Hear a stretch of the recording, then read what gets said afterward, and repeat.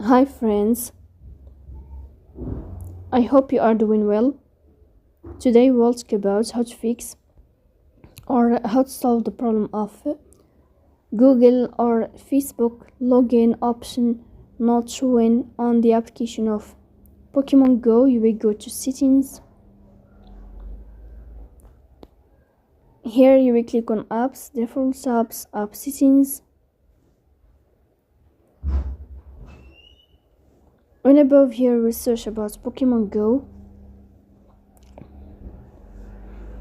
In this page of app info, you will go to first stop and you will click OK. Here you will go to storage. Then you will click on clear cache. In the end, you will go to Play Store. You will search about Pokemon Go. And then we'll update your app if you find updates here. So that's all. Don't forget to